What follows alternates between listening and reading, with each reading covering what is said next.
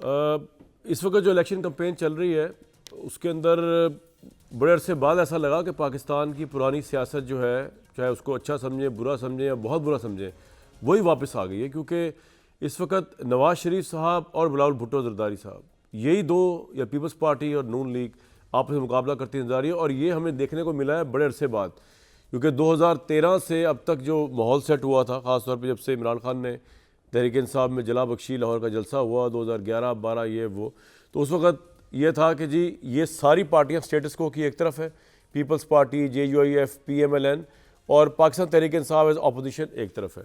तो बड़े अरसे बाद, कोई 10 साल के बाद लगभग जो है, वो दोबारा जो मंजर उभरा है उसमें Pakistan Tehreek Insaf as political party है ही नहीं।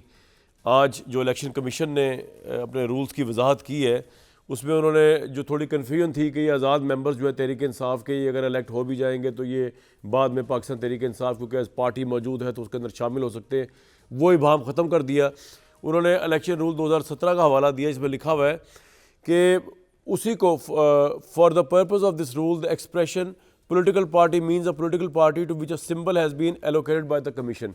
यानी कि वही पार्टी पोलिटिकल पार्टी समझी जाएगी जिसको आज़ाद लोग इलेक्शन के बाद ज्वाइन कर सकते हैं, जिसने एक इंतखाबी निशान जिसका होगा उसके तहत इलेक्शन ना भी लड़ो लेकिन उसके पास इंतखाबी निशान हो। इस वक्त पाकिस्तान तहरीक इंसाफ के पास ऑब्वियसली इंतखाबी निशान तो है ही नहीं, वो कब होगा कब नहीं होगा इसका हमें पता ही नहीं। तो पाकिस्तान तहरीक इंसाफ एज पार्टी अगर है भी तो वो पार्लियामेंट के अंदर एज पार्टी तहलील हो चुकी है, पार्लिमानी सियासत से बाहर निकल चुकी है, इंतखाबी सियासत से बाहर निकल चुकी है। अब इस वक्त नज़र आ रहा है सिर्फ PMLN versus Pakistan peoples party. अब ये जो ओल्ड सियासत है ये किस हद तक पाकिस्तान में अप्रिशिएट की जाएगी। पाकिस्तान में मैं देख रहा था डाटा कि वोटर्स में जो इजाफा हुआ, अब हमारे वोटर 12 करोड़ हो चुके हैं, 10 करोड़ से अगर बढ़ के, तो उसमें 3 करोड़ इजाफा तो नौजवानों में हुआ। नौजवानों से बुरा यहाँ पे 18 से 40 साल की उम्र के लोग हैं जो ऐड हुए इस वोटर लिस्ट के अंदर। तो ये नए चेहरों के साथ, इस नई यूथ के साथ, ये पुरानी सियासत के अंदर एक तरफ नवाज़ शरीफ साहब और मरीम नवाज़ साहब हैं, एक तरफ बिलावल भुट्टो और जरदारी साहब हैं, किस हद तक पाकिस्तान दोबारा उसी रविश पे जा रहा है और वो किस हद तक पाकिस्तान में को कुछ बहुत बड़ा ब्रेक थ्रू दे देगी। ब्लूमबर्ग के सर्वे पे सर्वे आ रहे हैं, लोगों को समझ नहीं आ रहा है सर्वे को करवा रहा है वाकई जेन्युइन सर्वे हैं, जिसमें नवाज़ शरीफ साहब की 30 साल में मईशत का चैम्पियन करार दिया गया है। उनको इस वक्त उभरता हुआ सितारा 2024 के इलेक्शन का फातिहा करार दिया जा रहा है, वन वे और दी अदर वे। जो और सर्वेज आ रहे हैं, कोई IPP, कोई और दूसरे सर्वे, उसमें के अंदर भी हैरानकुन तौर पे ग्राउंड पे पता नहीं क्या है क्या नहीं, लेकिन नवाज शरीफ साहब पॉपुलर तरीन बन चुके हैं पंजाब के अंदर, विदाउट एनी एफर्ट बन चुके हैं। किस तरह हुआ है कुछ समझ नहीं आ रही। आर्मी चीफ ने भी यूथ से खिताब किया और उन्होंने ऑब्वियसली तामीर की बात की। यूथ बहुत इंपॉर्टेंट हो चुकी है।